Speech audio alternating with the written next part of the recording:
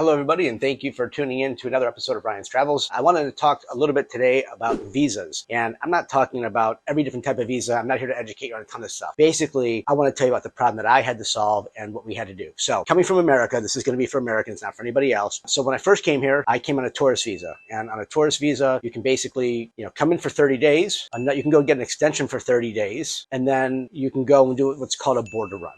So basically, you come in here, visa on arrival, boom, or whatever it's called, they'll stamp it, you got 30 days. Now, if you want to stay past 30 days, or you're planning to stay past 30 days, what you can do is you go to the immigration office, which takes all day, or you can pay somebody a service to do it for you. I'm not going to get into the prices, but basically this is it. And then they'll give you an extension for another 30 days. At that point, you have to leave the country. So there's businesses here that specialize and do what's called border runs. So you can either fly out and leave, or you can just take a bus, and it's kind of like a group of people, a bunch of Americans or a bunch of non-Thai people that will basically get into a van at 3 o'clock in the morning. They drive you to Cambodia. You go out, you come back in, if everything's set, and then you get another reset of the stamp. Now, the problem with that is the immigration's picking up on that. They'll only allow you to do it like twice during a year. So what I found was, and the easiest way to do things is, if you're going to come from America and you're planning, you're going to be here more than 30 days, what I would just do, or you want to be here as long as you can on the first try, because again, there's many ways of doing this. There's education visas, there's fight visas, there's a ton of visas like that. Basically, all my friends are asking how to come here now in the fastest way, and they want to come for a couple months. What I ended up doing was I ended up getting, applying through Thai consulate now there's two different areas. There's LA, and then there's Washington, D.C. There's two offices. So wherever you're closest to, you apply, but you do it online. You don't even have to go in there. I live in Arizona.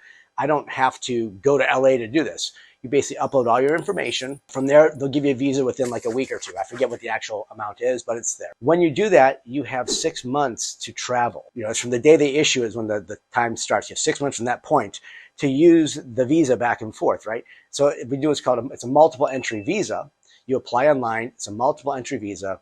You say you're coming from, Los Angeles or Washington, D.C., and then you apply to those offices. And then basically you're able to come in here. They'll give you a piece of paper. So when you land, you can actually stay for 60 days. And then at the end of the 60 days, you can get an extension for another 30 days, which is 90 days. Then if you time it right, you can leave and do a border run, just like I told you before, come back in, and then it resets the visa again for up to 6 months. So you can get pretty much 6 months out of the visa, which is great, okay, if you time it just right. What I wouldn't do is get the visa early, waste a month, and then fly over here, because now it becomes difficult. But that's how that visa basically works. This is the easiest way to get visas. Yes, as I said, you can get an education visa. There's many schools here that teach Thai or whatever, and you can get those too. I actually had one of those last year, but it was pretty cumbersome to go in and out of the country. You can do it, but the school messed up my paperwork, so I lost the visa. So that wasn't good.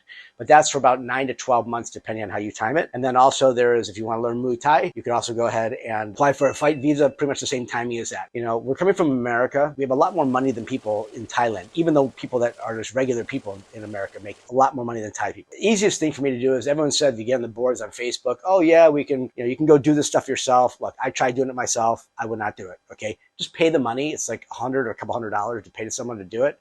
You don't have to worry about anything, right?